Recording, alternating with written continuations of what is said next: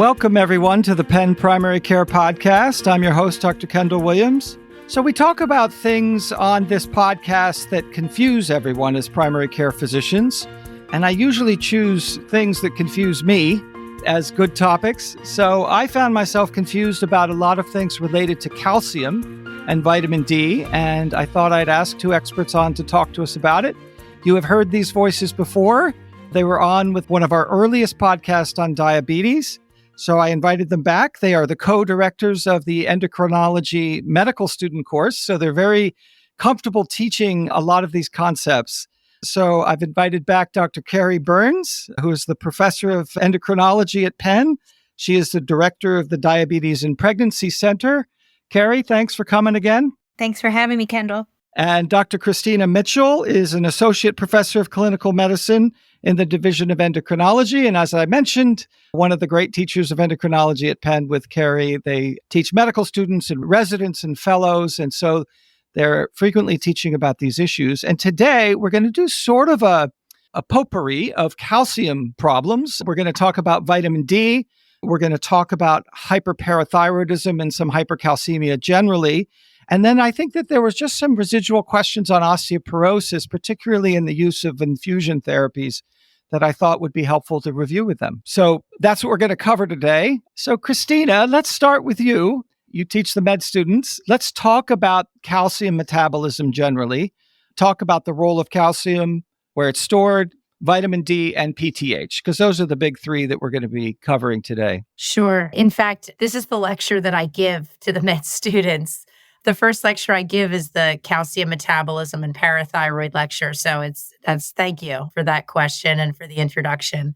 So calcium metabolism, we think about things in terms of the normal physiology and then the pathophysiology.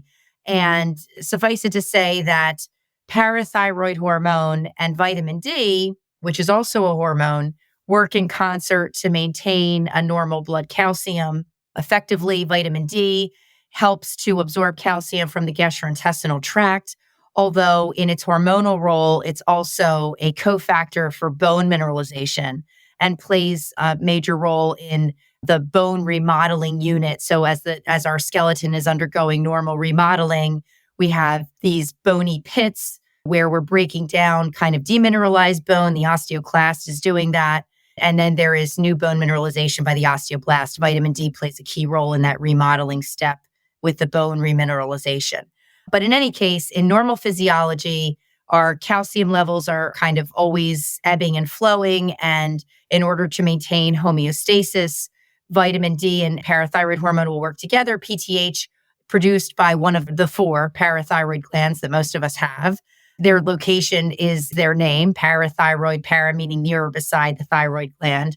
And effectively, parathyroid hormone will take calcium from the greatest depot of the body, the bone, in order to maintain a normal blood calcium level. The way I like to describe it to students in the course is that if one or more than one of those parathyroid glands goes rogue, so to speak, and develops an adenoma, or alternatively, if there's multiple gland hyperplasia, there will be excess production of parathyroid hormone. And then all of the normal physiologic actions are magnified. So effectively, you'll have excess loss of calcium from the bones. And in that way, hyperparathyroidism is a risk factor for osteoporosis. The parathyroid hormone also, in its normal role, will stimulate the hydroxylation of vitamin D in the kidney so that you'll have the active form of vitamin D. And so that will happen then in excess as well. And so ultimately you have a couple different mechanisms through which you can develop hypercalcemia as a result of excess parathyroid hormone production by the glands. So you're taking it out of bone when parathyroid hormone is high, and you're also stimulating vitamin D. And so it's doing its job, which is partly to increase absorption from the gut, right? So both of those mechanisms are leading to a higher calcium. And the downside, if you let that happen and keep going over time, is not only the effect on what it means if your serum calcium levels are high, but also the depletion of bone reserves and osteoporosis. Right. So let's talk about vitamin D, because vitamin D is a confusing thing. It's partly the names, I think. There are two native forms of vitamin D. Vitamin D2 is ergocalciferol. Vitamin D3 is cholecalciferol. Vitamin D3 is made from the sun, but from the sun interacting with our skin. It's made internally. We do not, as I understand it, make vitamin D2 in the body, but we do make vitamin D3. Vitamin D3 can also be obtained from animal sources, presumably animals that have themselves made it from the sun, and then we eat. So you have vitamin D2 and vitamin D3. Vitamin D2 from plant foods, right? Mushrooms and some other places.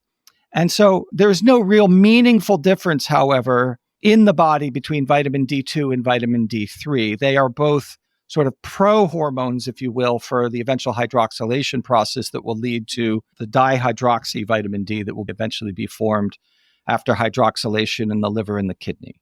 Right? Right. I think that's a great summary. Yeah, it is. Okay. So we have ergocalciferol, cholecalciferol, vitamin D2, vitamin D3.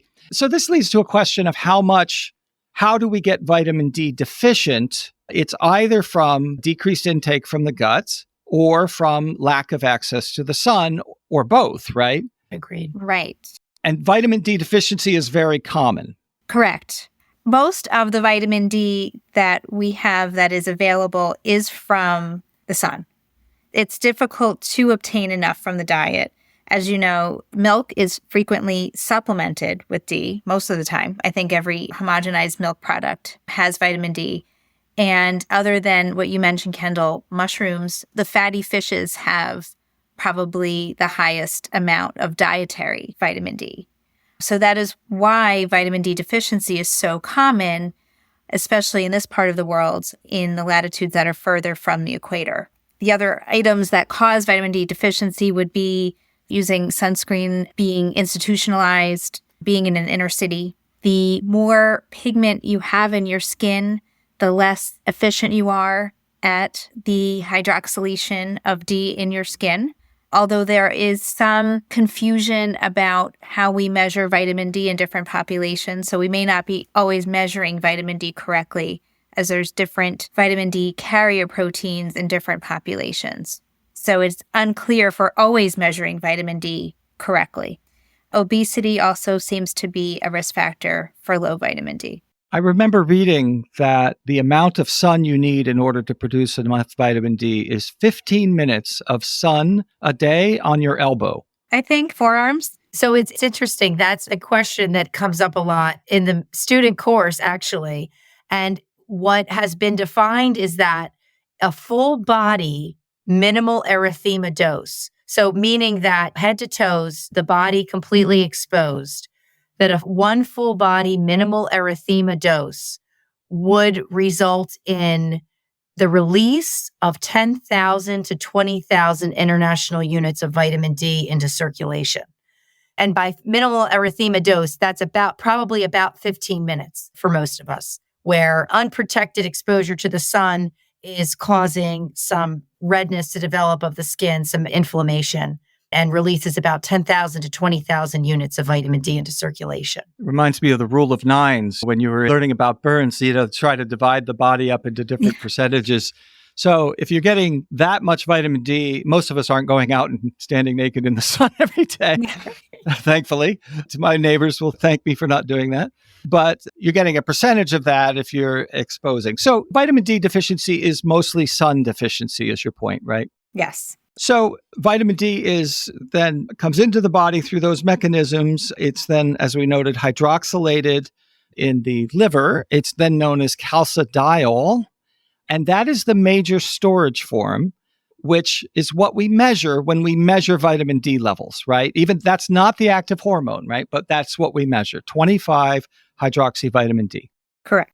And then I think that's really clinically relevant. I think that point's really clinically relevant because I will say that sometimes patients will come to the office with a concern about vitamin D deficiency or even vitamin D toxicity. But what has been measured leading to that visit is actually 125 dihydroxy vitamin D. And these are usually referrals from outside the health system. I will say that it's become more clear in our electronic medical record what we should be measuring to assess vitamin D stores as far as measuring 25-hydroxy versus 1,25-dihydroxy. But that can be confusing since both of those lab orders are available. But the 25-hydroxy is what we use to assess vitamin D deficiency, insufficiency, sufficiency, whereas the 1,25-dihydroxy D we reserve for evaluation of folks with hypercalcemia. And then when we're supplementing vitamin D, we're giving vitamin D2 or D3, as we mentioned, the ergocalciferol, cholecalciferol. And it doesn't really matter which you give if you're supplementing it. Is that right? I think vitamin D3 is thought to be more bioavailable. Ergocalciferol was a little more popular, I would say, 5 to 10 years ago, and was used more as a quote-unquote loading dose for patients whose vitamin D levels were found to be quite low, maybe in the 10 to 20 nanograms per deciliter range. And we would dose with 50,000 international units of ergocalciferol weekly for about 3 months and then revert to a maintenance dose. I find that we're not doing that as frequently. I think it could be a slippery slope because sometimes that prescription gets renewed and patients remain on that 50,000 international unit dose per week and can be at risk for vitamin D toxicity, which could lead to hypercalcemia for one thing. So I think that's fallen mostly out of favor. And I think the availability of D3 in the marketplace for patients to purchase is so much more available than it was 10 to 15 years ago. So mostly you'll see D3 available in most supermarkets and pharmacies for patients. And that's typically what we recommend are maintenance doses of D3. And Carrie, this gets to the issue of vitamin D deficiency and how we treat it and so forth. If we test for it and we want to supplement, one thing we could tell people is to get more sun exposure, as you noted. The other thing we'd want to do is to then supplement it with vitamin D3. And now how much are you telling them to get and take? Right. So I think the concept of vitamin D sufficiency is becoming more popular. I think with recent data and the literature, vitamin D is not the panacea that has been hoped for. And the idea of the goal being sufficiency. Therefore, for most, 800 to 1,000 international units daily should be enough. I would say the high end of the RDA, I believe, is 5,000. So taking 5,000 per day should not result in toxicity. But once you may go above that dose, which is easy to do with over-the-counter products, you may be at risk for vitamin D toxicity since it's a fat-soluble vitamin. So I think for most, I would say 800 to 1,000 international units daily. And other than osteoporosis, are there other situations in which you are routinely testing for vitamin D? I personally am not. Yeah. It's not recommended per se. I wanted to highlight that. Yeah. Right. Absolutely. And this is a test that should be done at the most yearly in a patient that has osteoporosis.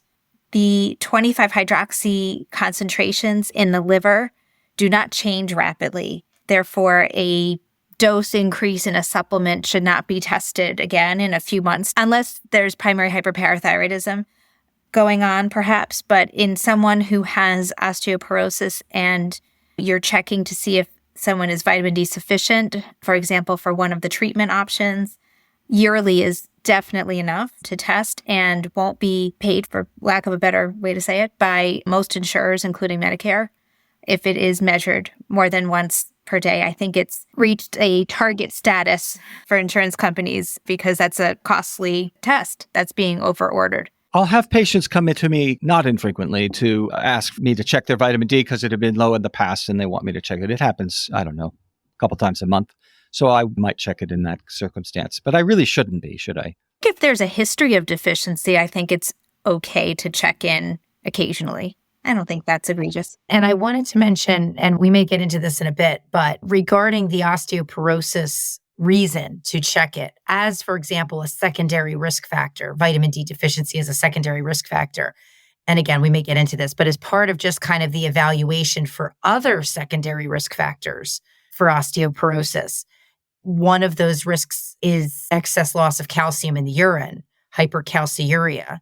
And in fact, we must know the patient's vitamin D status before we have them do that onerous 24-hour urine collection, because a low vitamin D, actually probably anything less than 25 nanograms per deciliter, is associated with a spuriously low urine calcium, so that you kind of can't rely on that urine calcium result unless you're pretty sure that their vitamin D is okay. Now, if it was checked 6 months ago, I don't necessarily need to recheck it.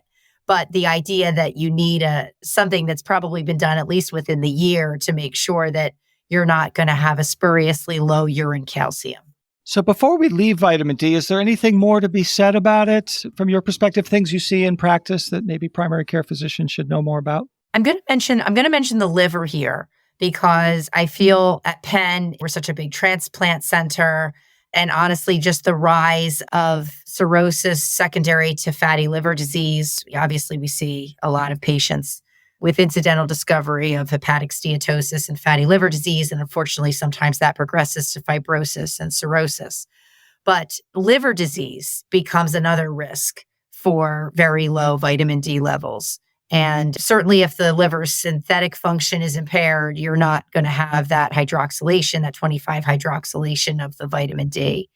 But there may also be an impairment of absorption too, conferred by liver disease. So that's a population too that I find is very deficient in vitamin D and can require very high doses of vitamin D supplementation. And actually, as dare I say that I will sometimes use ergocalciferol in those patients just by virtue of being able to get it in that 50,000 unit dose in order to kind of overcome the issues with absorption for some of those liver patients.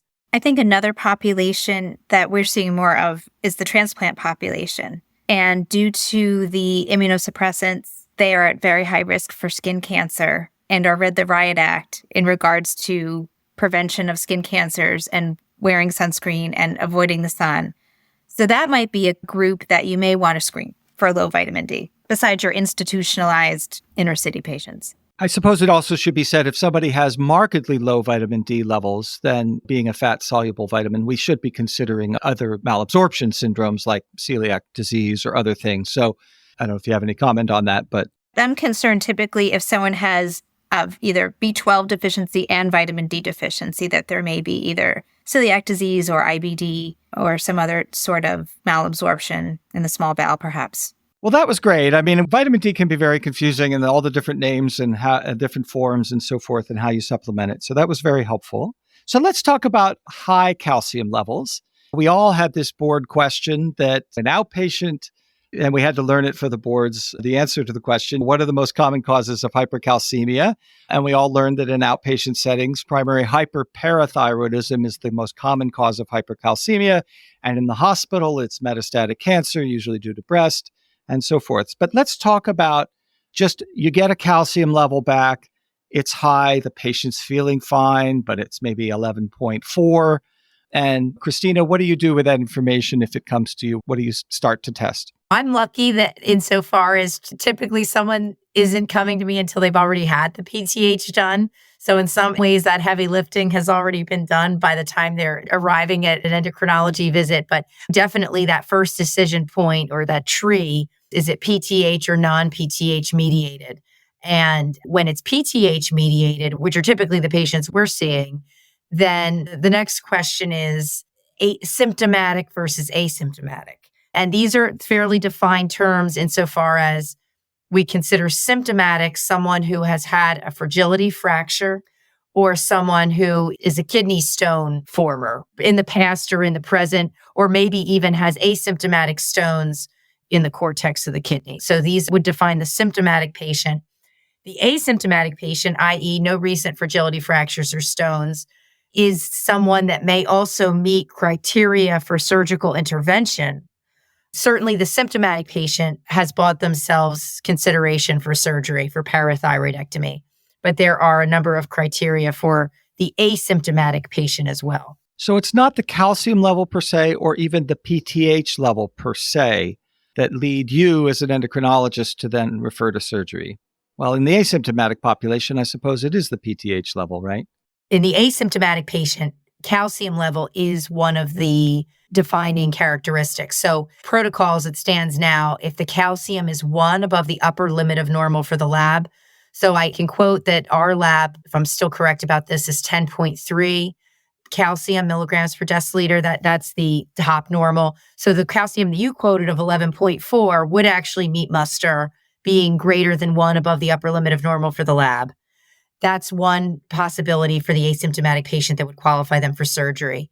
Having the presence of renal insufficiency, so a creatinine clearance less than 30, becomes a reason that that person may be a candidate for parathyroidectomy. Having osteoporosis on DEXA scan is a qualifying feature to consider parathyroidectomy. And age less than 50 years is another feature. And a couple reasons for that. One, the longitudinal studies that have looked at hyperparathyroidism and progression shows that if you're diagnosed before the age of 50, it's very likely that you're going to meet one or more than one of these criteria at some point in your later life. So intervention then is warranted. And the other part of it is that you're more likely to potentially have a syndrome that causes hyperparathyroidism if you're diagnosed before the age of 50. Like an MEN syndrome, you mean? Right. I mean, one of the multiple endocrine neoplasia type syndromes, yes, as being responsible for causing hyperpara. Or even there's autoimmune polyglandular syndromes as well. And just a word about the parathyroid concentrations. So I think in endocrinology, Dr. Mitchell and I are familiar with the concept of inappropriately normal hormone concentrations in a couple of situations. So parathyroid hormone is one of those situations. If there is an elevated serum calcium and there is a normal, in the normal range, parathyroid level, that's inappropriate. So with an elevated, thinking about feedback loops and thermostats, if there is an elevated serum calcium, parathyroid hormone should be low, almost nil. So if one has a comfortably normal, in the middle of the normal range, parathyroid hormone concentration with a calcium in the 11 range, there's your diagnosis. Most patients do have an elevated parathyroid hormone level when that is drawn, but typically not terribly high, usually up maybe 2 times the upper limit of normal is where they usually are. But I would say most patients have an elevated PTH at the time of diagnosis, again, depending on how long this has been going on. But there are many that have parathyroid hormone concentrations in the normal range. And I think it's important to know that most of our patients have calciums that have been noticed relatively quickly because of the availability of serum calcium levels on comprehensive metabolic panels or basic metabolic panels. So that's interesting, Carrie. So if you have hypercalcemia and you get a PTH back and it's normal, that can be inappropriately normal, and that can still mean they have primary hyperparathyroidism. I just want to highlight that point because I think that's a point that a lot of us don't know. Yes. And I don't keep the upper limit of parathyroid hormone levels in my head. I don't know if you do, but I don't know. Is it 4 or something like this? Well, I know. Well, Penn has our assay. So the assay at Penn is its own unique assay. And I believe the top normal for our assay is 6.4. Yeah. I believe it's 6.4. Whereas if you get labs back from LabCorp, picking on them just because they're the preferred for IBC. So of course we get a lot of LabCorp labs back. I mean, I think their top normal is 72.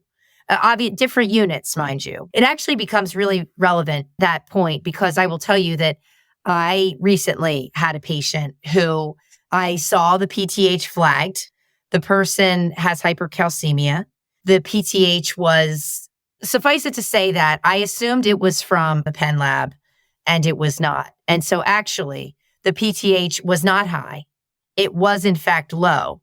And when I did not pay attention to the fact that I only took note of the flag and not where the lab was coming from and the designation of high versus low. And of course, obviously a very different treatment strategy. So thankfully that error didn't reach the patient, but it becomes relevant that we use a completely different assay with a very different reference range than the commercial labs that we often get results from.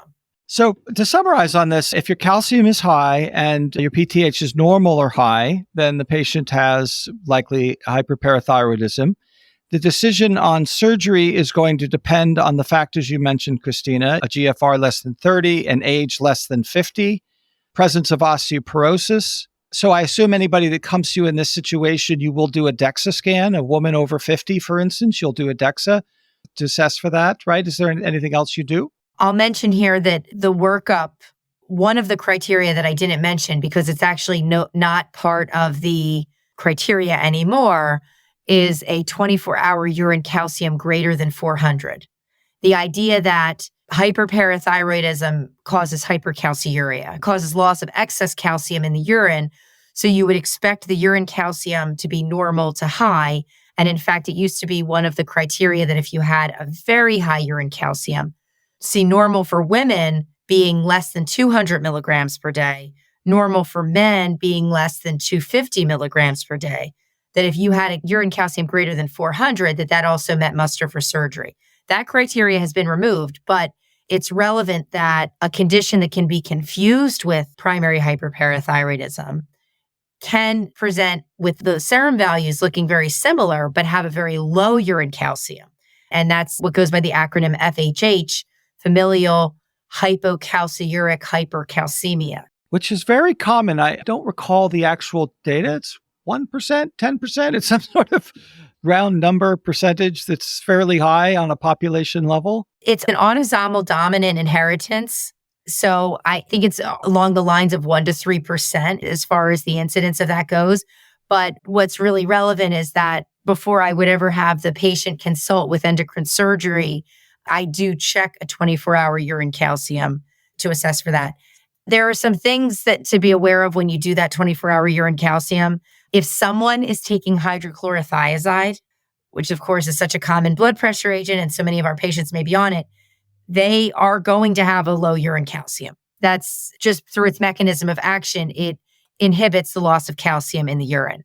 So it becomes difficult to use that as a deciding factor if someone is on HCTZ because of that issue. And then another thing just to be aware of is if someone is taking a calcium supplement, now admittedly, if you're working them up for hyperparathyroidism, perhaps you've already told them to stop the calcium supplement. I think most of us would have done that at that point.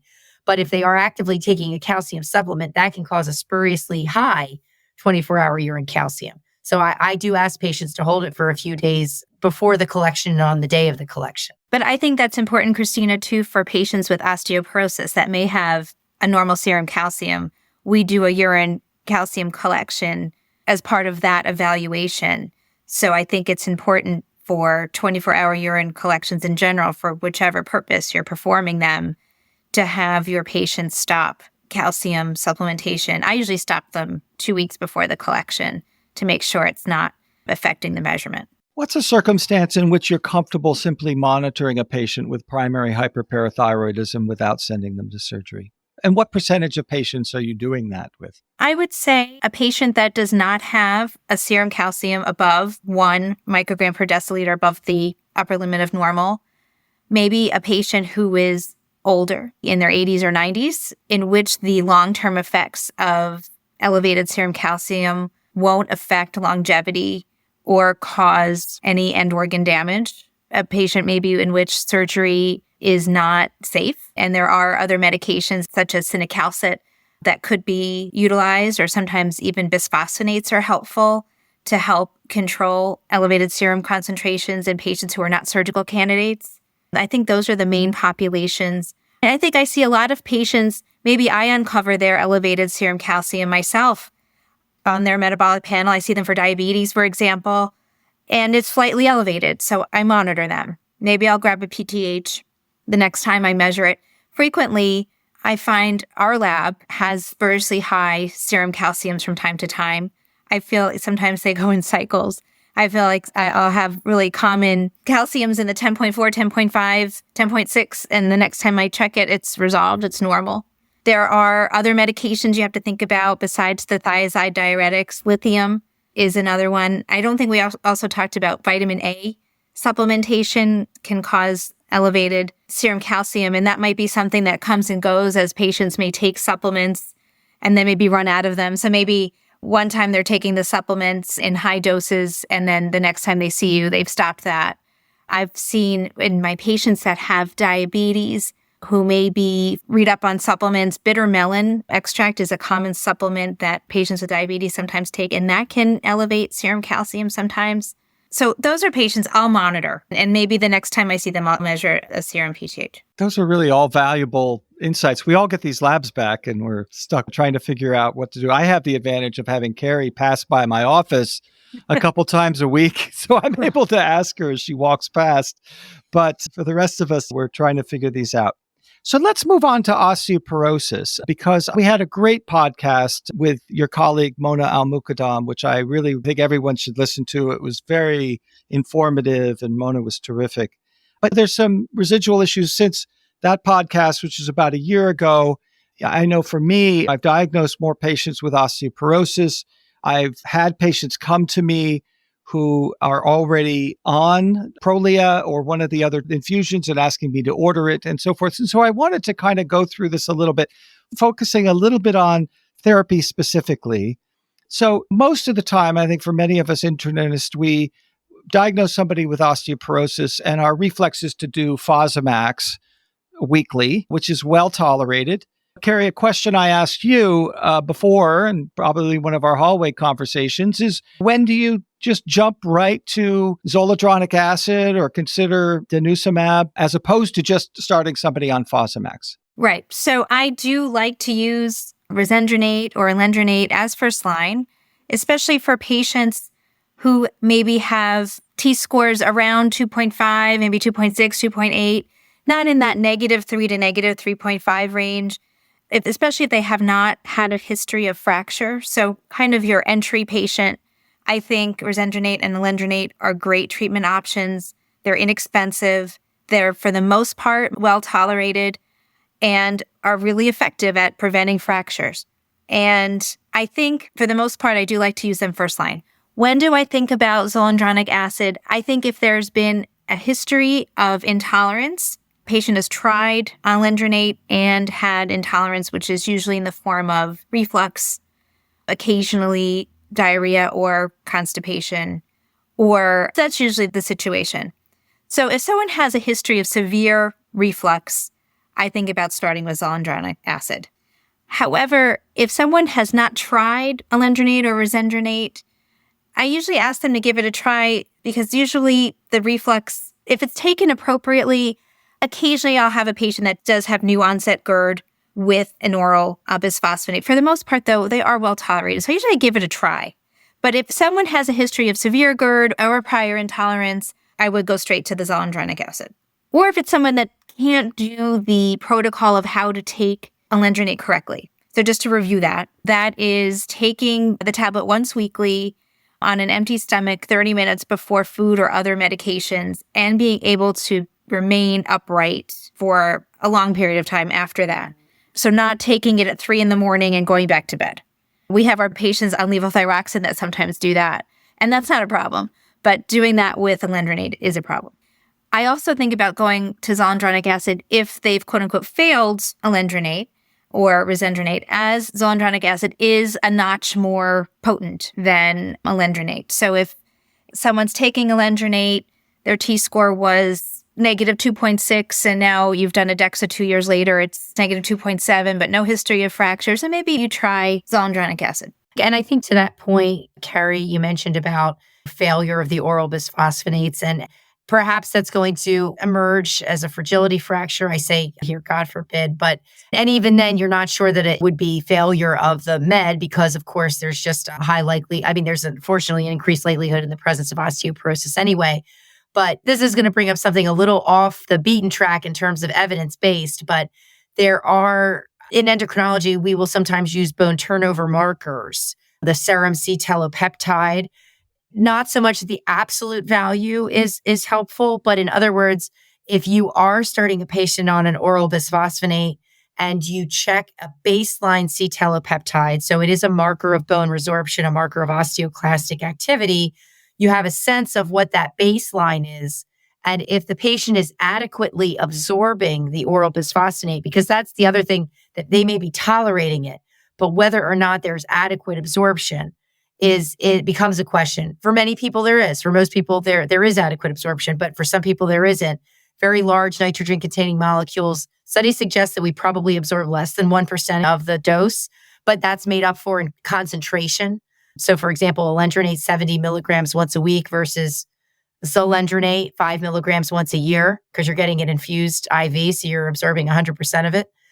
But in any case, if someone is adequately absorbing the oral bisphosphonate, you'd expect that baseline C-telepeptide to decrease significantly after a few months of therapy. So that becomes another way to kind of gauge the success of the oral bisphosphonate, in addition to symptoms, are they tolerating it, and then the future DEXA scan. The only issue with measuring the C-telepeptide is frequently that's not being covered by insurance companies any longer as well.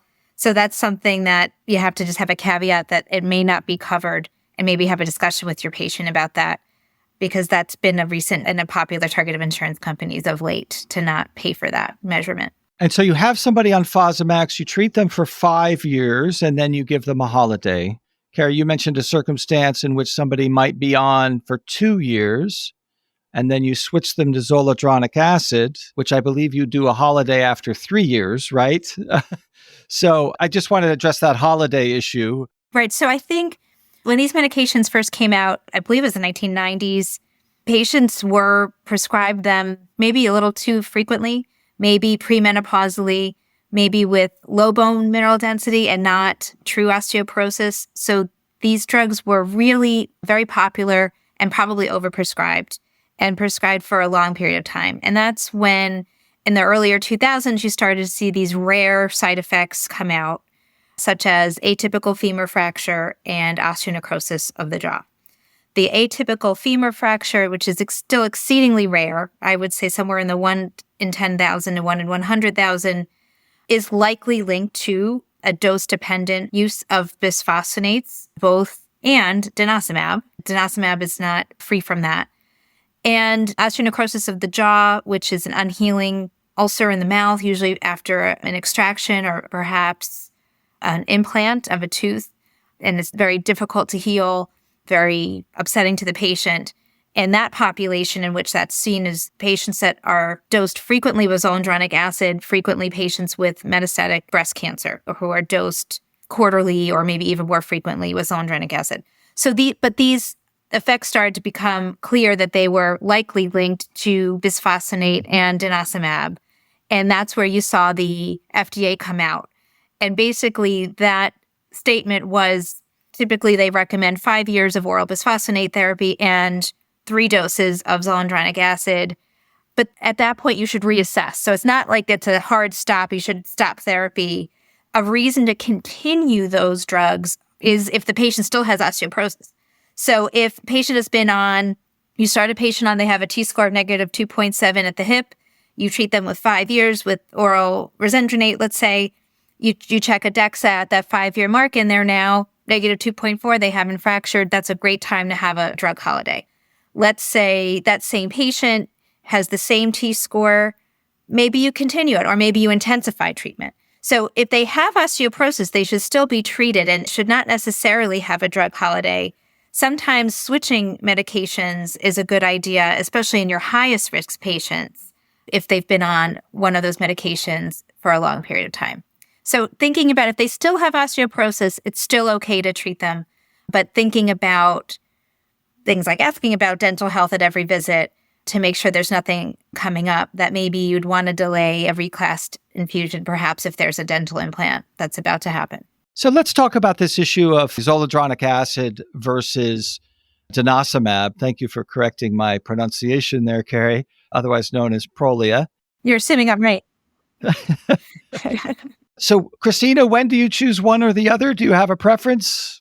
How do you go about making that decision? That's a tough one. I mean, so you've established that the patient has either failed or hasn't tolerated an oral bisphosphonate, and hence what's next.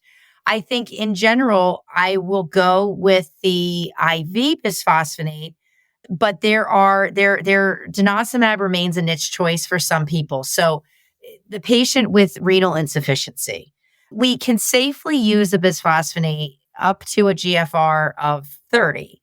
But as you get closer to 30, there is the concern that the IV bisphosphonate could potentially hasten a demise of renal function. So that certainly sticks with me.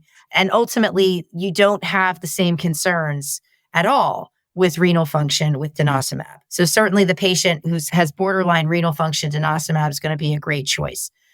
The person who has very low T-scores, so -3 and lower, while denosumab is not by definition an anabolic agent, most of the time we do see T-score improvements with denosumab. And that's one of the situations where maybe you consider using it to improve the T-scores, to get them back into a reasonable range. And then maybe you do end up replacing it with reclassed.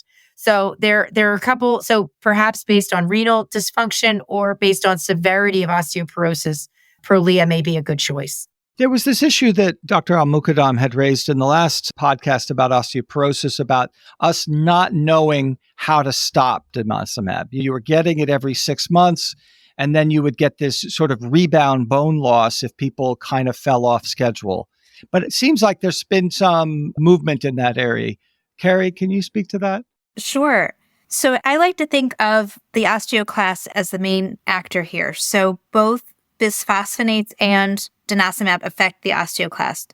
So bisphosphonates such as alendronate will cause osteoclast apoptosis once the osteoclasts have already left the bone marrow and are in circulation. I like to think of denosumab, which is a monoclonal antibody to rank ligand, as basically never letting those osteoclasts out of the marrow. So they don't even come out. They're just completely suppressed with denosumab. And as you know, denosumab is twice a year, and its action starts to wane towards the end of that time. What we started to see, again, first anecdotally and now in the literature, is patients that missed the next denosumab injection once that action went away and rank ligand was able to go on to its downstream events, that this lack of suppression of osteoclast cells, now these osteoclast cells started coming out of the bone marrow quite fervently, and we started to see rebound, especially for tebral fractures in patients who missed Prolia dosing. And this became apparent and obviously concerning. We think typically you have about a month grace period after the last dose. So that sometimes is a time to get that dental work in to see how it's going. But the expert opinion that came out following the identification of this problem is that if you do want to stop denosumab, let's say it's time for a drug holiday, or there's intolerance, or it's just there's an issue, that waiting until typically a month after the next expected dose of denosumab, you could dose either oral alendronate or zoledronic acid to then take down some of that osteoclast activity, causal apoptosis of that resurgence of osteoclasts. And that would likely, again, there's not a lot of data on this because it's a low number, but would likely reduce the risk of rebound vertebral fracture. And it's also important to know that once you stop Prolia, all of that benefit kind of comes right back down again. So not just the fracture, so the fracture risk does kind of come back down again pretty rapidly. So I personally like to utilize Prolia as kind of a second line agent because of that risk. But I do use it in my practice quite a bit. If I have patients that are octogenarians, nonagenarians that have pretty severe osteoporosis or fractured, they're staying on Prolia. We don't do a holiday in some of those patients. So I'm really careful about who I select for denosumab from the start. Carrie, that's very helpful. I think we are thinking about these issues, talking about them with patients. They're asking us questions, bouncing off what they've heard from the endocrinologist. And so knowing this information is very helpful. This has been terrific information. I wanted this podcast to be sort of practical pearls of managing various calcium difficulties we have in primary care, including hyperparathyroidism, learning more about vitamin D and osteoporosis, and we've really accomplished that. So I'm sure everybody will very much appreciate listening to the thoughts you brought to the table here, Christina and Carrie. And so I'm looking forward to having you back to discuss another thing. We want to do another diabetes one and talk about some of the updates there. So hopefully we'll be able to get you back for that soon. Thank you. Thank you. So thank you for listening to the Penn Primary Care Podcast. Please join us again next time. Please note that this podcast is for educational purposes only. For specific questions, please contact your physician, and if an emergency, please call 911 or go to the nearest emergency department.